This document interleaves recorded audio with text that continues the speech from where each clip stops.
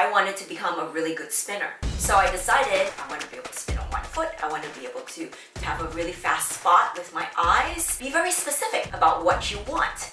What is stopping you from becoming a good dancer? Too old, No time, no dance experience, no money, no talent, no dance studio near you. no dance partner good enough for you. Well, that might be true, it might not be true, but there are workarounds. This is going to be the most important dance lesson you will ever have. Because it's going to show you the top 10 ways to improve Your mindset.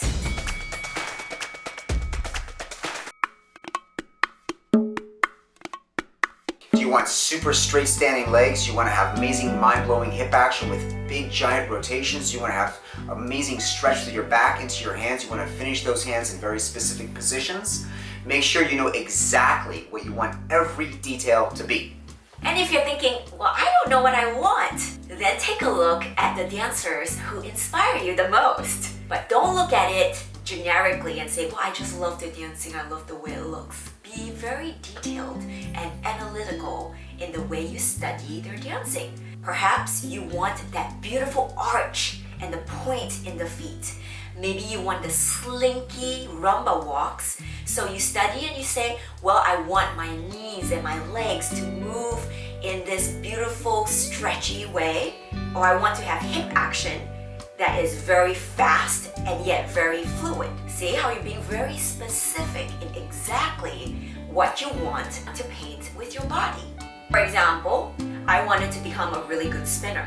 So I decided not just, well, I want to spin fast, but what exactly are the kinds of spins I want to be able to do. I want to be able to spin on one foot. I want to be able to do spirals with this particular leg position or that position. I want to be able to do how many spins on one foot. I want to be able to spin really fast and be able to have a really fast spot with my eyes. Be very specific about what you want. Are you a big goals or a small successes type of person? I always thought it's a really good idea to think huge because that's what worked for me. I wanted to be a US champion, so I thought I'm just going to focus on that. But I realized that sometimes when people think of these big giant goals like that, it actually becomes a block because they're sort of afraid they won't get it. In which case you have to know yourself. Is it better to have lots of little goals?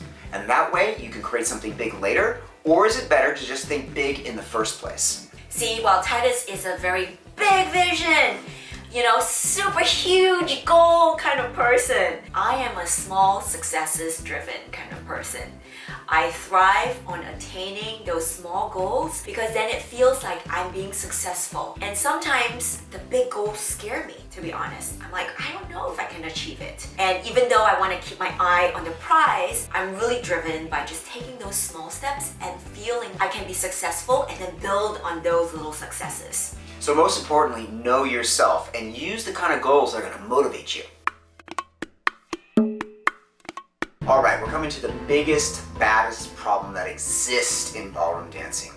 And you know what it is? People end up trying to focus on 3, 4, 5 different things at one time, and they actually get nothing. For example, if you're trying to get those big guns, right, the big biceps, and you go to the gym, and then you're like, I'm also gonna do calf presses, I'm also gonna run, and do sit-ups, and glute presses. All at the same time. Yeah, all at the same time. I'm gonna do all of it all at the same time. I'm doing my cardio and my bicep curls together. Why is nothing working? Why are my biceps not getting any bigger? Because you need to isolate and break it down and do one thing at a time and trust all that work will pay off. So when you're doing the bicep curls with the weights, you're just focusing on that one exercise at a time. Intentional practice is what's gonna help you build your dancing muscles. Yes. So if you want to improve your feet, only practice focusing on your feet. And if you want to work on your hip action and you forget about the feet, you forget about the arms, you forget about everything else, and you only work on your hips. Now I know what you're thinking, which is, well, if I'm focusing on my feet, are my hips gonna be bad? Well, if you do not actually have consistent practice over a period of time, well, nothing will really work. That's why you need to do something daily and build those habits. So you can work your feet a little bit every day, your hips every day, your arms a little bit, and over time, those will all stack up and create beautiful dancing. And you gotta just trust the process that your body is gonna remember what you have done over and over again well. That's the key. So focus on intentional practice. One of the biggest problems that dancers have is that when they're trying to actually improve, they literally do not even know what to practice. You might even have experienced that yourself. Now, we have a lot of really fantastic courses, and in those courses, they're so structured so you know exactly what to practice.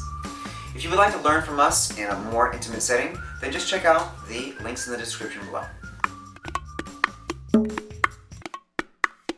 If you took 1 penny and you doubled it every day for 30 days, how much money would you have? $100 maybe? 1,000? In fact, you're gonna have $5,368,709 And 12 cents. Oh my god! Can you believe it? Not really, but it's true. That's the power of compounded interest. So focus on the power of improving just 1% every single practice. And that 1% is not just gonna add up over time, but it's gonna keep doubling, just like the 1 penny. If you just focus on 1% improvement every single practice, you're gonna be a multimillionaire.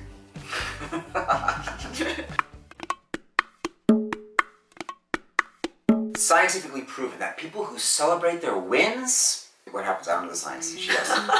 Are more likely to overcome challenges and just prevail in whatever that they set out to do. There's a famous experiment where they divided kids into 3 groups. For the first group, when the kids did something good, they said, "Good job." And then for the second group, they gave them praise, but they also gave them encouragement. And they acknowledged their hard work. And those kids did good in life. And then there's a third group where there was no verbal praise. All they did was up top, high five. And by far, the third group of kids went much further in life than the other 2 groups. This tells you that when you celebrate your wins, not just verbally, but physically, it actually creates chemical reactions in your body to implant the mindset that you are succeeding. And that is a huge motivation for you to improve even better. So let's practice right now. Throw those arms up and say, yes! Yes! Yes! Yes! Yes! Yes! You gotta do that all the time. You're gonna improve faster, you're gonna feel better, and your dancing's gonna love it. So even when you feel like you're not doing something as well, but if you found that 1% of improvement, go like, yeah! Yeah! Celebrate yourself. That way, you'll find more opportunities to celebrate yourself. Yeah! Imagine you're trying to lose weight But you can't see yourself. and you can't feel yourself. That sounded wrong, but imagine you couldn't tell. And also, you had no scale. Would you know if you were losing weight? And would you even feel motivated if you kept trying to lose weight and you have no way of knowing if it's actually working? My guess is you wouldn't be motivated. The same with dancing. There needs to be a way to actually measure the improvement. You need a feedback loop. You need a way to be able to distance yourself from your actions of practice to be able to see if you are actually improving. So what's the best way to do that? The mirror? No. Why? Because the mirror is something that is a tool, but it's not a feedback loop. You're going to be focusing on improving your movements in the mirror. You're not going to see the real deal. A better way would be to use a Video. If everybody has the video camera, why don't everyone do it? because people don't want to watch themselves dancing because they're going to get discouraged because it doesn't look good enough. That's the main reason people don't want the video. Yeah, because why? You are your own biggest critic. Now, when you're actually watching your video, the way you improve is you firstly get in the habit of finding 2 things that are positive. And then from there, you can find 2 things to improve. You have to make that a habit. Otherwise, even if you improve massively, your brain's gonna immediately go to the critical side. And when you do that, it's gonna make you discouraged. When you're trying to find those 2 things to improve on, don't say, "Oh, I look horrible." Instead, give yourself constructive criticism. I want to have a very specific hand position as opposed to my hand just flopping around. I want my expression to be much bigger with the eyes, and you can get very detailed as opposed to just going, "Oh, everything looks bad." Once your brain says everything looks bad, then you actually cannot really improve because you're not really finding anything detailed to improve. There might be a whole list of things you want to improve on, but just pick 2 things. Because the power of focus is what's going to give you the power to succeed. When you're getting information from people that is either the wrong information or uninspiring information, it is going to massively transform your dancing for the worse. It is so important that you have a coach who believes in you and someone who's also giving you the right information. So how do you know if your coach believes in you? Well, they're going to say things and do things that make you feel uplifted. Very simple. If you have a coach who says, "You'll never get it," your coach cannot remember what he or she taught you the last time you took a lesson. The coach cannot remember your choreography. Your coach keeps changing his or her tune on what they taught you. Well, first do it like this, and then the next week, no, do it like that. Or the coach tells you, you're gonna take a really long time to get this. Maybe never, or at best, forever. Or if your coach has never ever asked you, what do you want with your dancing? Or if they're threatening you if you take lessons or even think about taking lessons from anyone else. And on your end, if you're always feeling afraid or you're feeling unfulfilled or you're feeling inconfident, you're feeling, I'm never gonna get this, then something is not really right. That's the wrong person for you.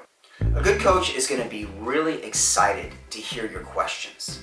They're going to inspire you not just with their words, but more importantly with their own movement.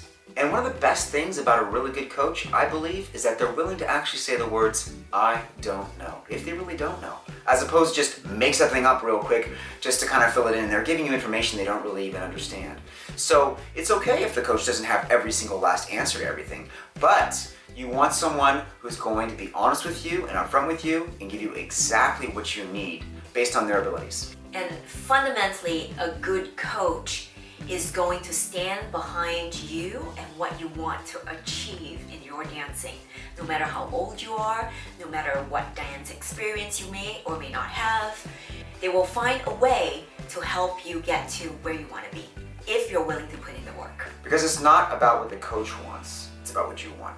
And at the end of the day, a good coach is going to make you believe in yourself more than you ever did before.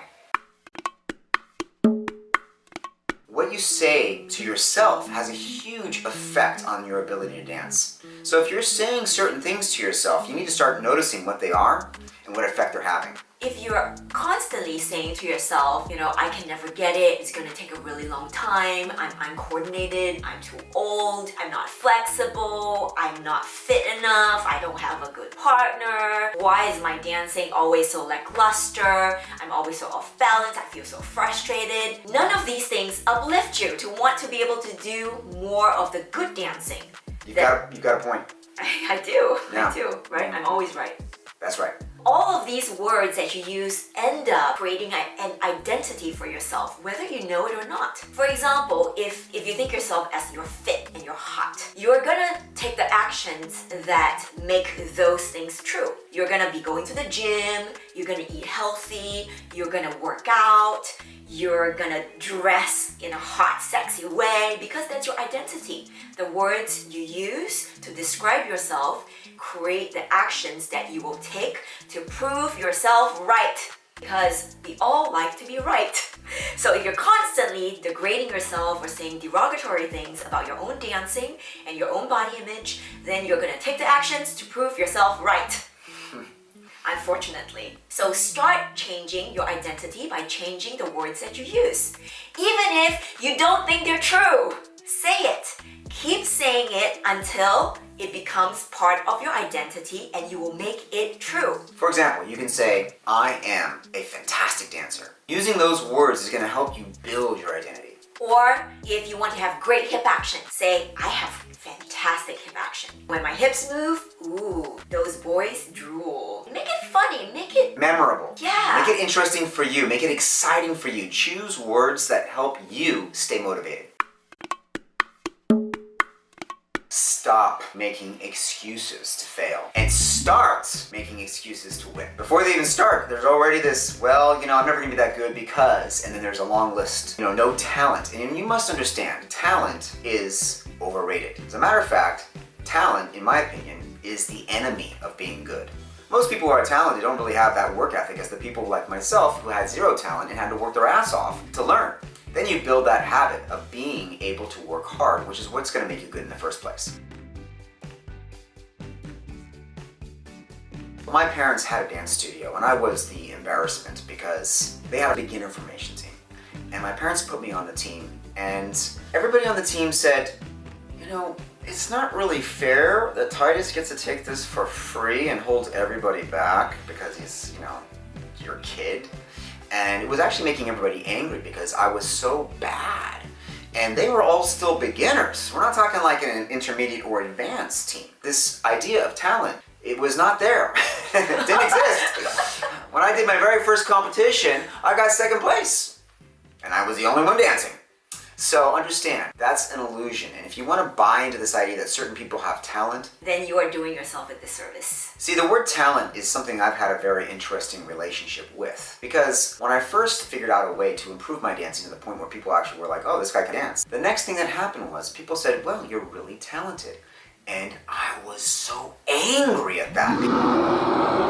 Because at that time, I was like, I didn't have any talent. This is just the result of work. And then over time, eventually I stopped being angry and I thought, well, it's annoying. But today I'm like, it's actually kind of funny because it's just not the truth. Or they're gonna say to other people, well, that person's talented. And you wanna know what they're really saying? What they're saying is, I don't wanna have to do the work. That way I can just say everybody else is talented and I can sit on my lazy ass watching my Netflix. So you must understand, talent is an illusion that is created through work, and those with the actual talent, where they really learn something easier, it's usually because they've experienced something that gives them that ability. They've already got a certain musical background, they've done a bunch of ballet, but it's not because they were born with this God-given gift of talent necessarily. A lot of times it's because they've had an experience that helped them. So you want to focus on making your transformation because of your intensity, your will, your passion, and let go of any idea of talent. What makes people interested in anything is passion. So when you're dancing and you have no emotion, you're actually creating a habit of dancing with no emotion.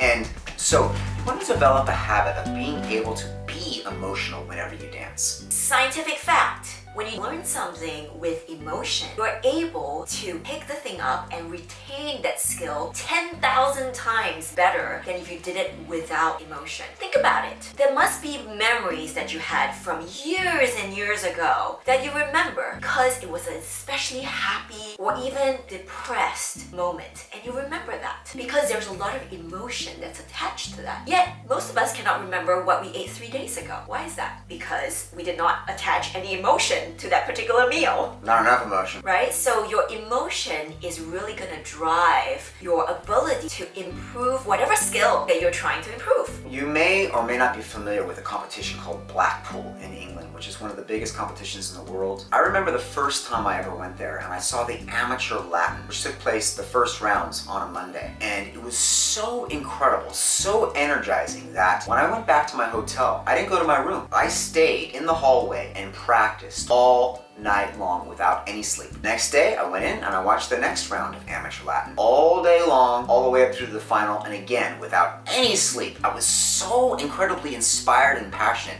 I went through the whole night dancing the hallway a second night in a row. Then the next day was the professional Latin, which put me to sleep, by the way. But anyway, that's another story.